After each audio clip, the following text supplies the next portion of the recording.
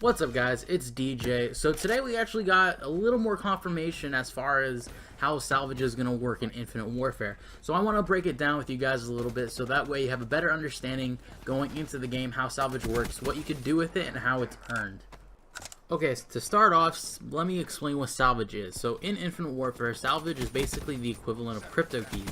The more you play the game, the more salvage you get. So what they said, and I got all my info from Charlie Intel, by the way. I'm going to link them in the description. All credit goes to an article they had about this where they talked about salvage.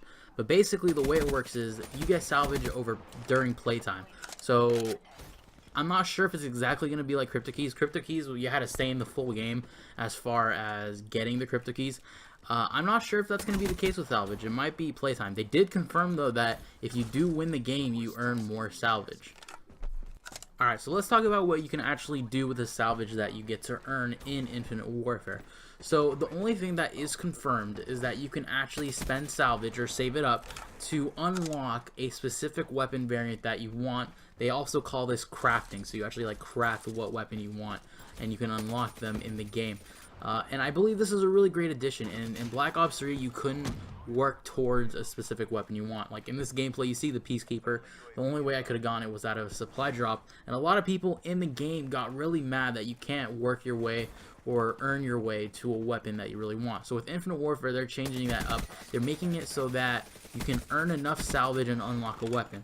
But you're going to have to keep in mind, though, the rarer the weapon is, the more salvage it's going to cost. So let's use the Peacekeeper for an example. If let's say the Peacekeeper is in Infinite Warfare and you want to work your way up and get this gun. And I'm just going to use crypto keys just as an example so that way you can understand it a little better. So supply drops cost 30 crypto keys, right? But let's say I don't want to risk spending those 30 keys for a supply drop. I'll just save up the crypto keys I have to get the gun that I want. So what I could do instead would be actually spending 3,000 crypto keys in order to unlock a Peacekeeper. So after giving you this example, I can tell you right now, I'm a massive fan of this new system that they're going to be incorporating to Infinite Warfare for a couple reasons. One of them being that it's going to help the game throughout its entire life cycle. You probably noticed right now in Black Ops 3, the game is pretty much dead. It's emptier than it was at launch, you know.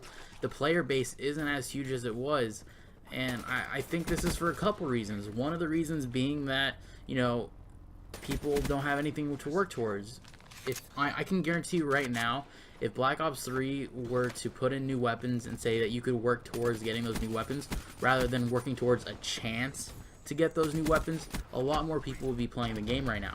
So I think Infinite Warfare and the people at Infinity Ward had an excellent idea of incorporating this into the game, just because it'll be something that people can work towards, because there are over 80 weapons in Infinite Warfare right now, including variants. And not only that, but in the article they also said they plan on releasing more throughout the game's life cycle.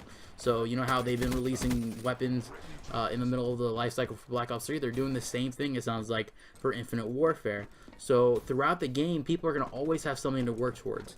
And not only that, but I know for a fact it is going to take a while to grind out for that salvage, because they're probably going to make it really expensive in order to get those weapons, just because they still want a reason to encourage people to buy supply drops in order to get those weapons. So it's probably going to take a lot of grinding, but the game's going to last a year. People are going to have that time to grind out for the weapons they want, and they can do it in whatever order they want. So good job, Infinity Ward. You did something that I think is going to encourage a lot of players to keep playing your game, and we won't have issues searching for games like we are right now in Black Ops 3.